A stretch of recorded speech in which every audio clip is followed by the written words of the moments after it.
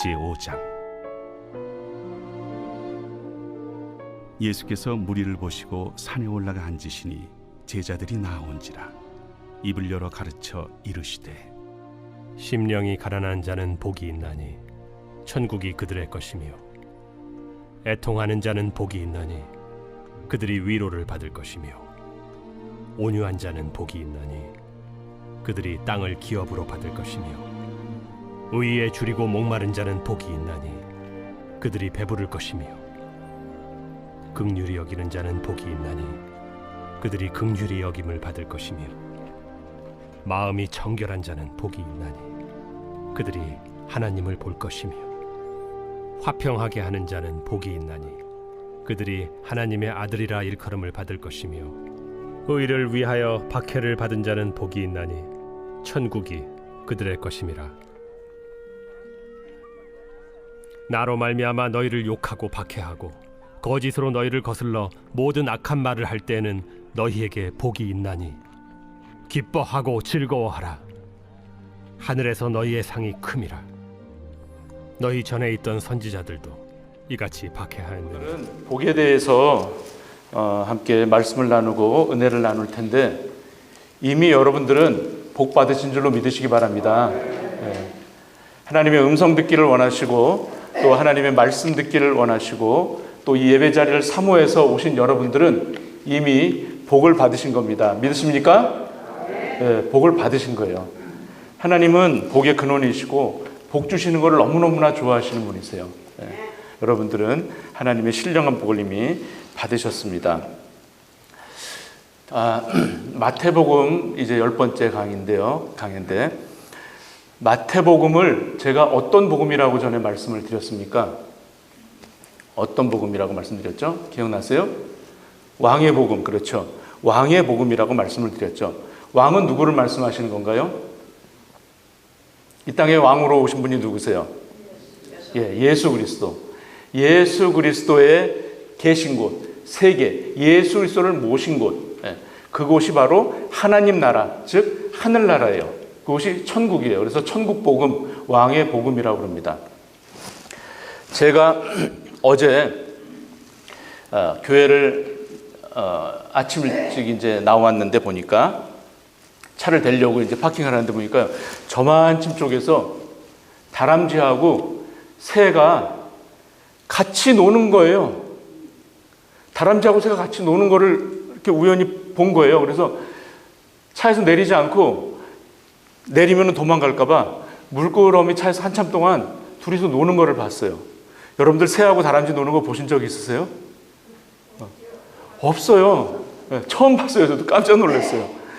아니, 먹이를 가지고 서로 다투는 것도 아니고 같이 이렇게 막 깡총깡총 뛰고 막 놀고 그러는 거예요. 그거를 제가 보면서 어떤 생각이 들었냐면, 야, 저것이 바로 천국 아닌가? 천국에서는 아마 저럴 것이다. 이사야서에 보면 어떤 말씀이 나와 있습니까? 독사굴에 아이들이 손 넣고 장난을 쳐도 물리지 않죠. 그리고 사자들과 어린 양들이 함께 뛰노는 곳이라고 그래요. 그곳이 어디예요? 천국이에요. 천국은 분명히 그럴 거예요.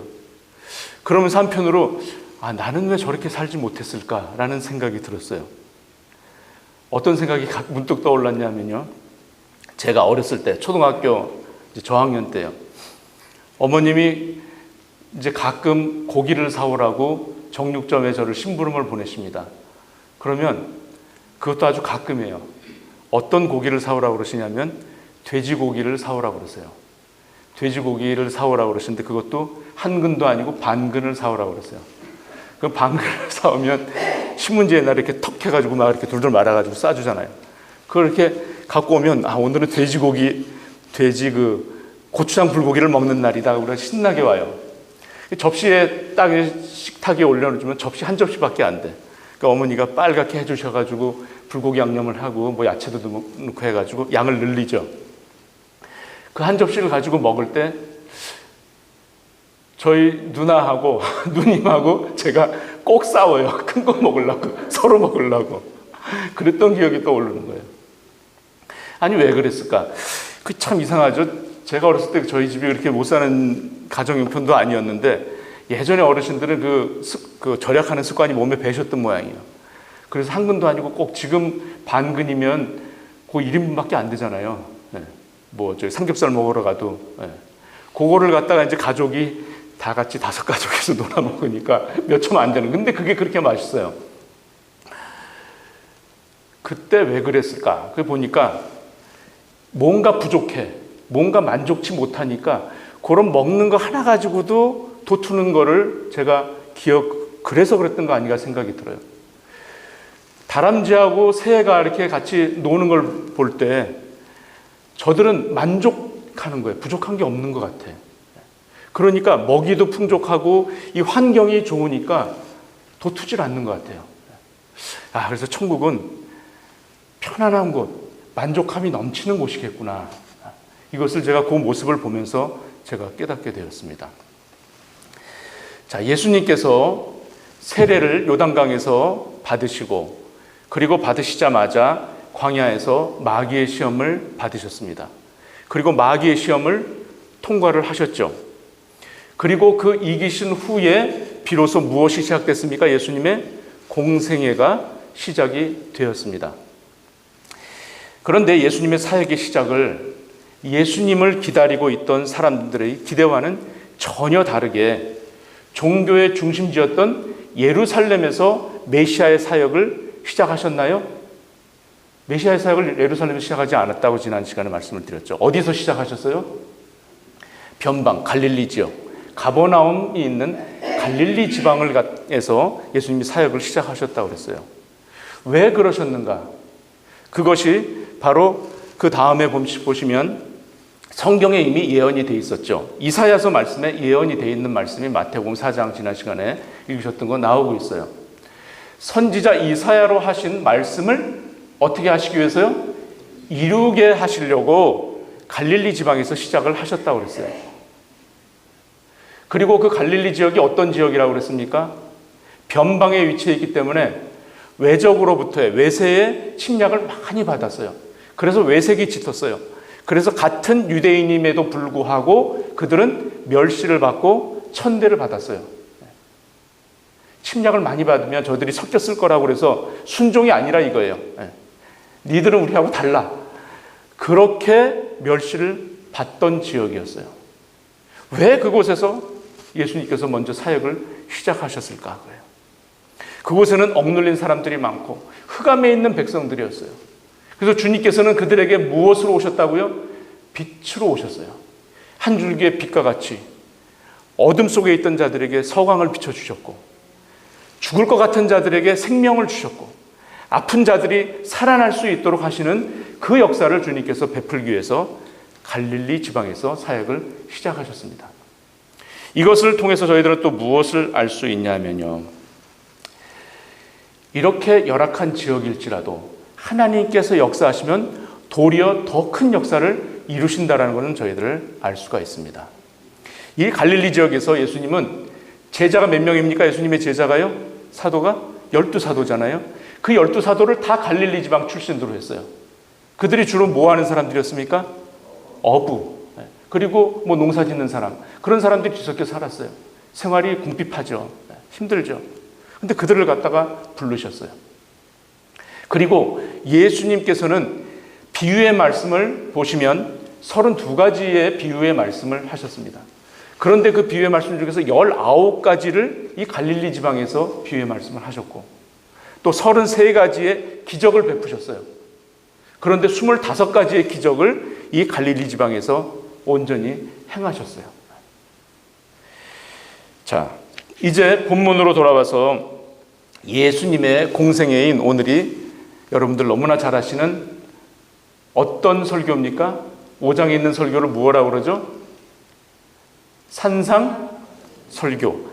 그래서 다른 말로 산상수훈, 산상보훈이라고 그러죠. 너무나도 유명한 설교 말씀 아닙니까?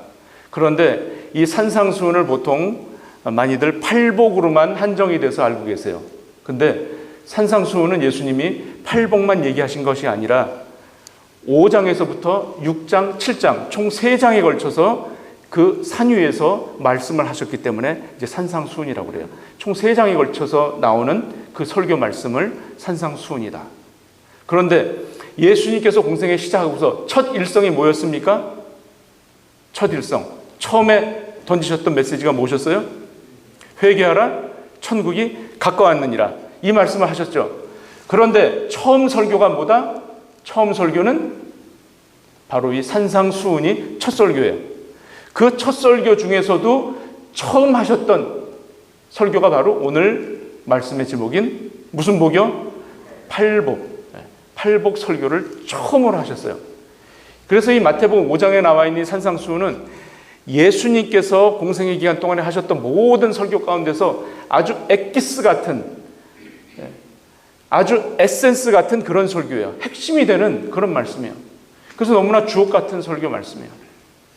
자, 그림에서 보시는 것처럼 예수님께서 산 위에 올라가셨다고 되어 있어요.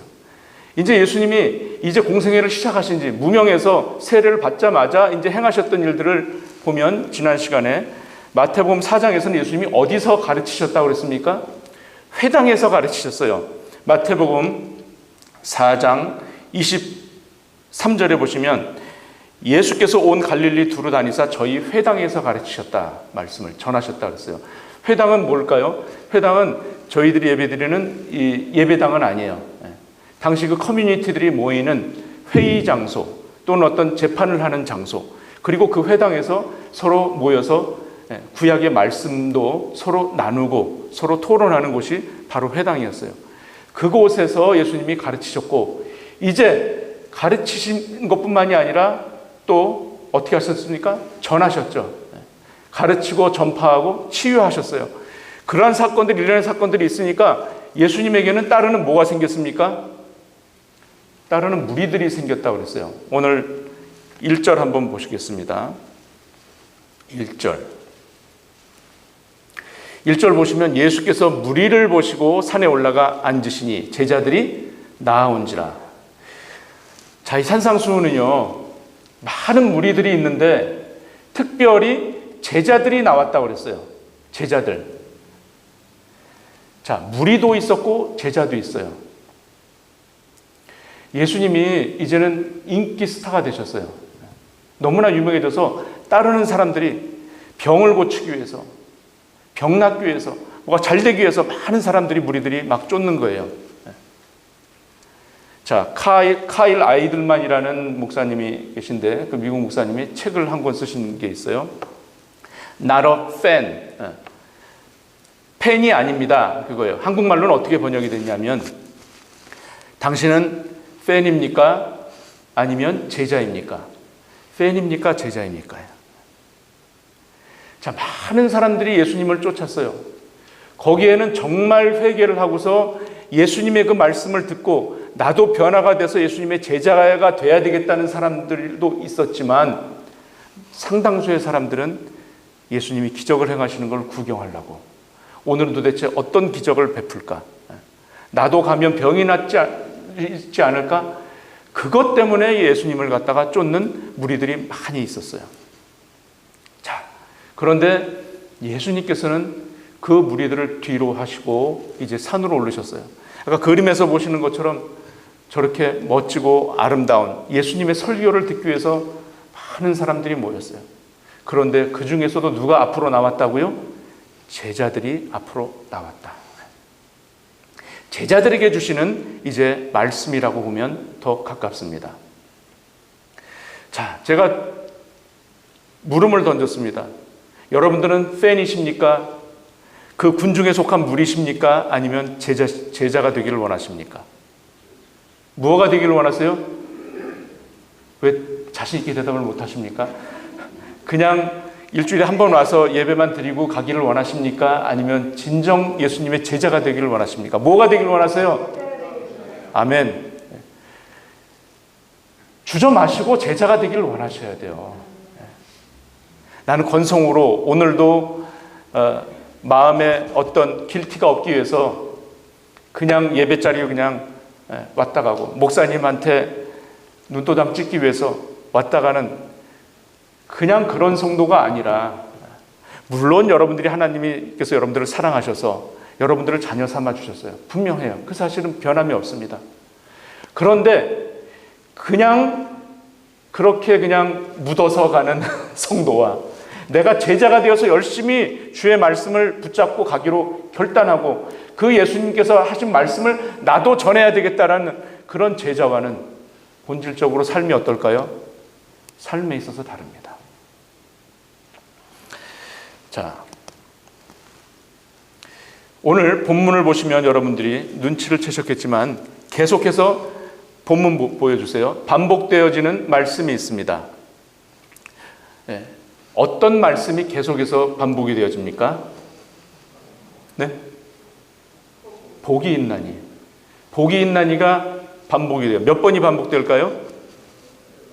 네? 8번일까요? 9번일까요? 여기 지금 보여주시는 거에서는 8번이고요. 11장 가시면 한 번 더 있어서 총 9번입니다. 8복이지만 9번의 복을 말씀을 하고 계세요. 네. 여러분들 복 좋아하시죠? 네. 자, 세상에서의 복은, 오늘 본문에서 말씀하는 복은 세상의 복과 같은 복일까요? 다른 복일까요? 전혀 다른 복입니다. 전혀 다른 복. 그러면 우리들이 복의 개념에 대해서 한번 좀 짚고 넘어가야 될 것 같아요. 복의 개념으로 넘어가 줘 보세요. 네, 다음 PPT 넘겨주세요. 네. 자, 여기 보시면요, 히브리 언어에서는 복을 바라크라고 했어요. 바라크. 네. 이 바라크의 뜻은 무릎을 꿇는다라는 뜻이에요. 무릎을 꿇는다. 무릎을 꿇는다에서 복의 어원이 나왔다면 하나님은 물론 복의 근원이시지만 복을 받는 사람의 태도가 어떠해야 되는가를 갖다가 설명해 주고 있는 거예요. 무릎을 꿇는다. 무엇이 연상되십니까? 겸손함이 연상되시죠. 겸손한 것. 이거를 굳이 한자로 표현을 한다면 엎드릴 복이 되겠어요. 엎드릴 복. 그리고 헬라어로 와서는요, 유로기아, 좋은이라는 뜻과 로기아, 말하다, 두 개의 합성어로 상대방에게 좋은 말을 하다. 이것이 복이래요. 상대방의 복을 빌어주는 거죠. 한자로 넘어오면 여러분들 잘 아시는 무슨 복자입니까? 복복자죠. 복복자를 굳이 풀어본다면 지붕 아래에 먹을 것이 있고, 입구자 먹을 것이 있고, 그 다음에 밭전자가 있어요. 밭이 있어요. 걷어들일 수 있는 양식이 있다는 얘기죠. 그리고 입을 옷이 있대요. 의식주가 해결이 된 거죠. 집 안에 의식주가 다 해결이 되면 걱정거리가 없으니까 그것을 복이라고 아마 중국 사람들은 생각했던 모양이에요. 자, 저희 한글 번역본 성경이 무엇을 번역해서 나왔습니까? 영어를 번역했나요? 한자 성경을 번역했습니까? 네, 한자를 번역했어요. 그래서 그대로 복복자를 가지고 와서 복, 개념까지도 그대로 가지고 왔어요. 그래서 굉장히 혼란이 되기도 하죠. 의식주가 해결이 되면 일단 먹을 걱정이 없으니까. 물론 복이죠, 그것이. 복이에요. 그런데 약간 성경에서 말하는 복하고는 좀 거리가 있어 보이잖아요. 그래서 굳이 만약에 한자로 풀었다면 엎드릴 복자가 더 맞지 않을까라는 그런 생각도 한번 해보게 됩니다. 그럼 영어에서 복의 개념은 어떨까요? 영어에서 뭐라고 합니까? 복을요? 다 같이 해보실까요? 시작. bless. 그래서 bless you. 복을 빕니다. 저희들은 어떻게 그냥 bless you가 아니고 God bless you 하죠. 하나님의 축복을 빕니다. 이렇게 얘기를 하잖아요. 그런데 그 bless의 어원이 어디서 왔습니까? 피, 블러드에서 왔어요. 블리드, 피 흘리다. 이것이 블레싱. 그 어원에서 왔단 말이에요. 피를 흘리다. 의미가 굉장히 있죠. 그래서 영어 성경에서는 대부분 bless라고 나와 있는데 TEB 성경에서는 어떻게 헬라어를 번역했냐면 해피라고 번역이 되었습니다. 그리고 한국의 현대인의 성경 있지 않습니까? 거기서도 행복한. 그래서 애통하는 자는 복이 있나니가 아니고 애통하는 자는 행복한 사람이다. 이렇게 번역이 되어 있습니다. 자, 이것을 볼 때 오늘 말씀의 제목을 행복의 법이라고 할 수 있어요. 마태복음에서는 계속해서 천국에 대한 말씀을 하고 있다고 말씀을 드렸죠. 그래서 천국의 법이 나오고요. 계속해 보면 천국에 대한 권위, 책임, 천국에 대한 겸손, 이런 것들. 그래서 이 천국 시민으로서 갖춰야 될 것들, 그런 것을 갖다가 설명을 해주고 있어요. 그래서 마태복음에 보면 무엇을 해라, 내가 진실로 진실로 말하노니, 이런 말씀은 없어요. 무엇을 또 해라 하지 말라, 이것은 없습니다. 그렇죠? 그러나 심령이 가난한 자는 복이 있다. 애통하는 자는 복이 있다. 온유한 자는 복이 있다. 의에 줄이고 목마른 자는 복이 있다.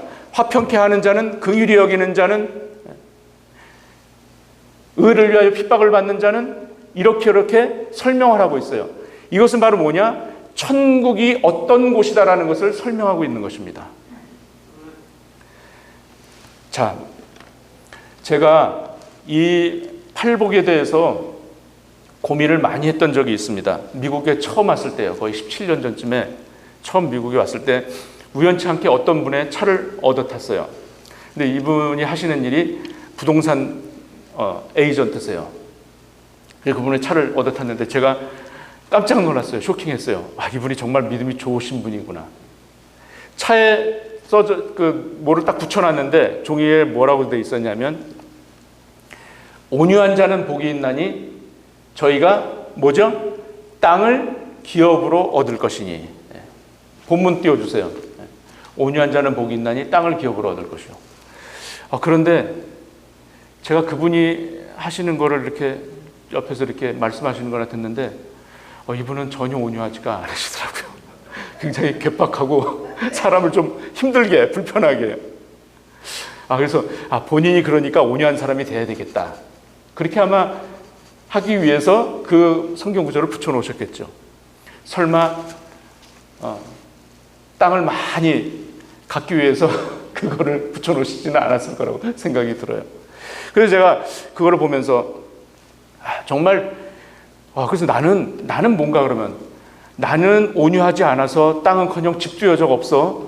나도 정말 온유한 사람이 돼야지. 이렇게 생각을 했던 적이 있었어요.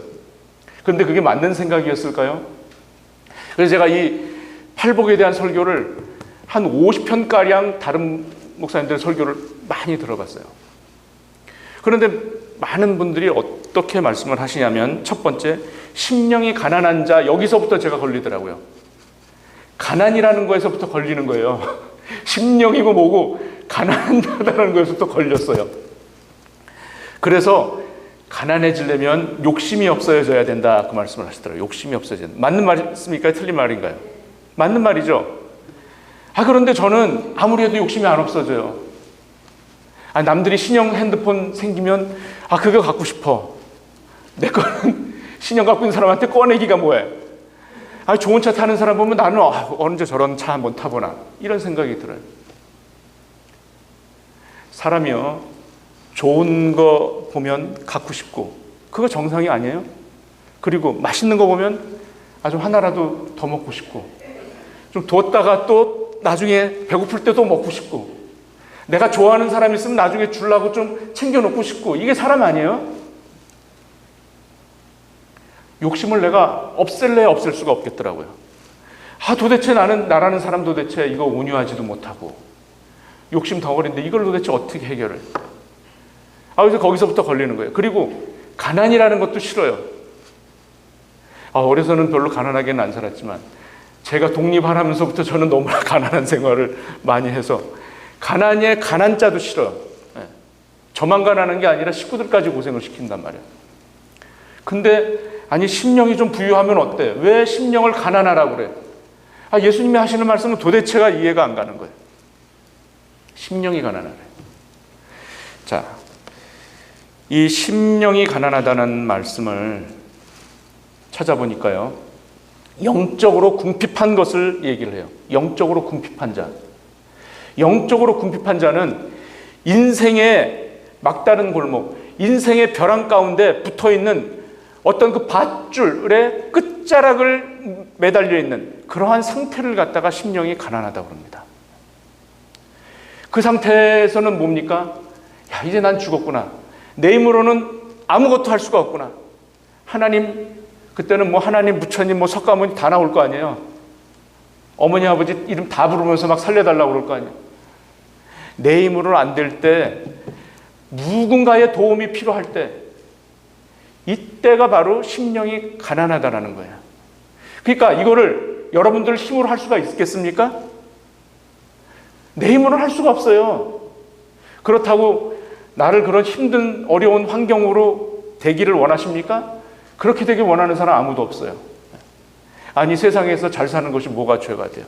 열심히 살아서 내가 벌어서 열심히 부를 축적하는 것이 뭐가 죄가 됩니까? 하나님께서 원하시는 거예요. 그런데 내가 그런 궁핍한 속으로 가야 돼요? 그것이 아니라 심령이 가난해지는 거. 영적인 상태가 나로서는 안 되니 하나님 나를 제발 살려주세요. 내 영적 상태를 봤을 때 내 지금 영적 상태는 빵점이로구나. 나는 제로 상태로구나 하는 곳에서부터 출발해야 되는 것이 바로 그리스도인의 삶이에요. 나 이제 다시 시작해야지. 하나님 나를 다시 잡아주세요. 나를 다시 붙잡아 주세요. 하는 그 상황이 바로 심령이 가난한 상태예요. 그렇게 고백을 할 때 정말로 부요하신 하나님께서 나의 배고프고 목마른 것을 책임져 줄 줄로 믿습니다. 우리가 아무리 부자라도 목마르잖아요. 내가 세상 것을 다 가진다고 해도 배고프잖아요. 그 영적인 배고픔, 영적인 갈증을 예수님 아니면 우리는 해결받을 방법이 없다라는 거예요. 그거를 인정하는 것이 심령이 가난한 사람이에요. 자, 두 번째, 애통하는 자는 복이 있나니. 하나님 앞에 섰을 때 내가 무가치하구나, 내가 무력하구나, 내가 죄인이었구나 하는 것이 완전히 고백되어지는 것이 애통하는 거예요. 나는 아무 힘도 없구나. 자, 이 모습을 가장 잘 보여주는 것, 심령이 가난한 자와 애통하는 자의 모습이 가장 잘 보여주는 말씀이 어디 있습니까? 저는 탕자의 비유라고 생각을 해요.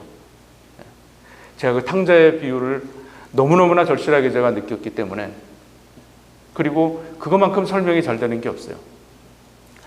자, 부잣집의 둘째 아들로 태어나서 돈이 많고 비단 옷을 입고 아버지 밑에서 호의호식하면서 자랐어요. 그런데 그가 장성을 하니까 아버지 이제 돌아가실 날도 얼마 안 있으니까 나에게 분깃을 형님 거 내 거 해서 절반을 미리 주십시오. 내가 그걸 가지고서 성공해서 돌아오겠습니다. 재산을 더 많이 불려서 돌아오겠습니다.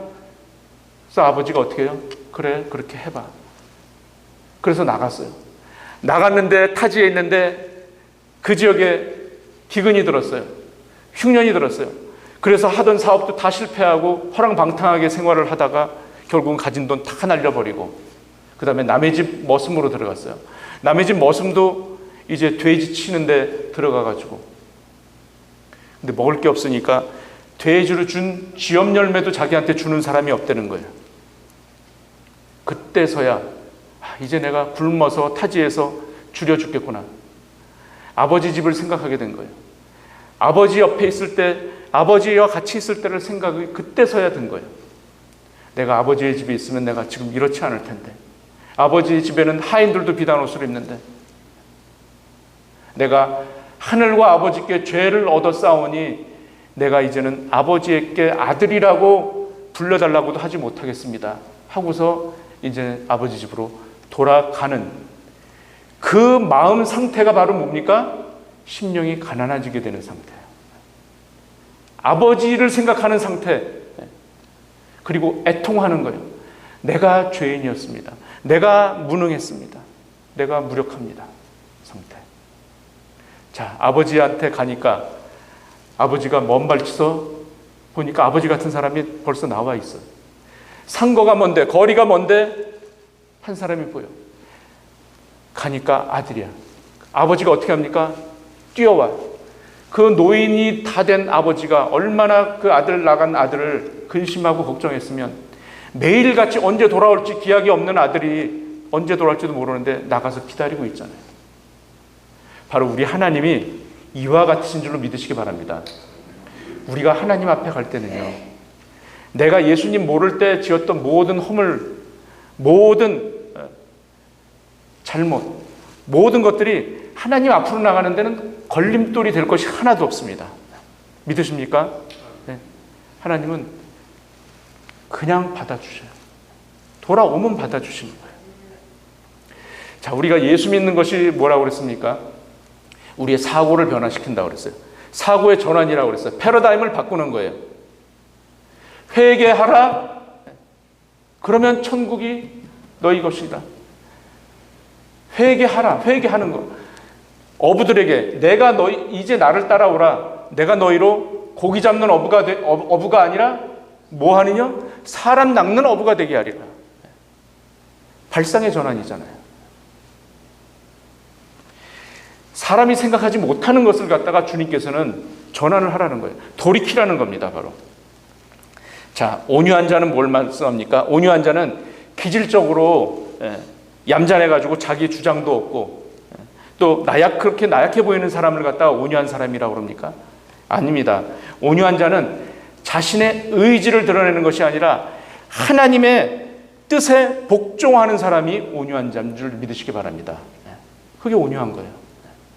끝까지 나는 옳고다. 나는 아주 한 길만 가. 이것이 온유한 게 아니에요. 하나님께서 하시면 내 고집을 꺾는 것이 온유한 사람이에요. 자, 의에 줄이고 목마르다. 의에 줄이고 목마른. 자, 이 말씀을 들으시면 어떤 말씀이 생각납니까? 시편 말씀 생각나시죠? 시냇가에 누가 찾습니까? 목마른 사슴이 시냇가를 찾게 돼 있어요. 목마른 사슴이. 목마른 영혼이 시편 기자인 다윗은 하나님의 말씀에 목말랐어요. 항상 목말랐어요. 목마른 사슴이 시냇가를 찾듯 내 영이 주를 갈급하게 갈망하나이다. 자, 줄이고 목마르다는 것은 의가 되시는 그리스도로 충만히 채워지기를 끊임없이 갈급하는 그러한 상태를 말씀합니다. 그래서 그리스도의 충만함으로 덧입기까지 저희가 바로 몸부림쳐야 되는 것입니다. 다음, 긍휼히 여기는 자는 복이 있나니 저희가 어떻게 된다고요? 긍휼히 여김을 받을 것이다. 긍휼은 오직 하나님으로 말미암는 성품입니다. 긍휼한 것을 내가 저 사람이 불쌍해서 도와줘야지. 그래서 오는 것이 아니에요. 하나님의 마음으로 성품으로 되었을 때 우리가 연약한 자를 봤을 때 불쌍히 여기는 것. 자, 세상 사람은요. 세상 사람들은 다 죄송합니다면 거기서 거기에요. 사람의 능력은 도찐 개찐이에요. 사람은 왜요? 다 한계가 있어요. 그래서 사람은 내가 옳다, 내가 좀 더 잘났다, 이거 주장할 거 아무것도 없어요. 그거 따지다 보면 시시비비에 말려가지고 항상 피곤해. 거기에 그냥 생각이 다 쏠려가지고 주님을 볼 수가 없어요. 사람은 다 어떻다고요?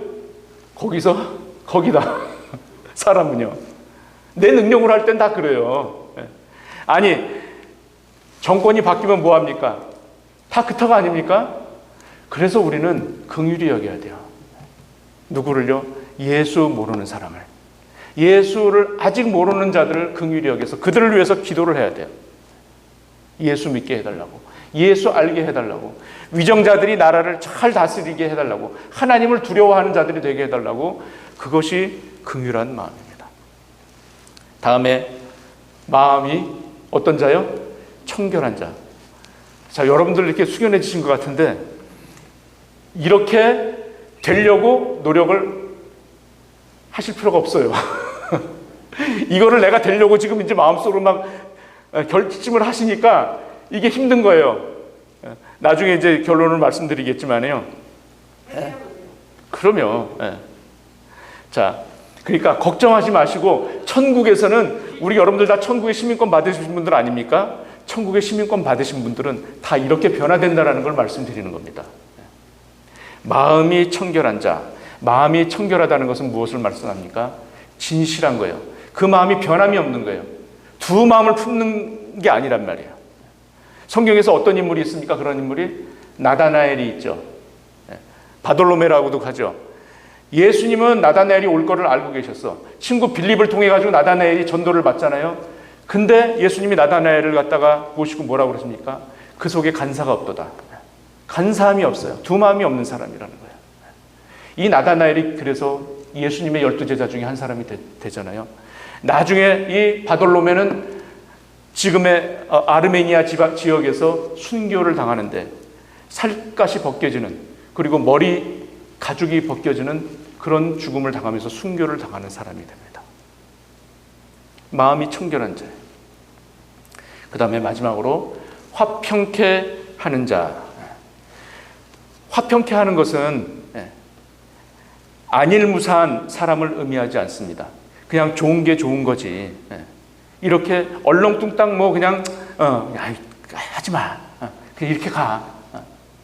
아이, 서로 소주 한잔 먹고 그냥 화해해. 이게 아니에요. 어떻게 보면 또 공정과 정의, 그런 부족한 유아주의자가 아닙니다. 화평케 하는 자는 하나님 나라를 이루어 드리기 위해서 노력하는 자가 화평케 하는 자예요. 하나님이 계신 곳이 화평이 이루어지잖아요. 세상에서는 아무리 개혁하고 뭐 한다고 해도 절대 화평이 안 됩니다. 절대. 나눠지면 나눠졌지.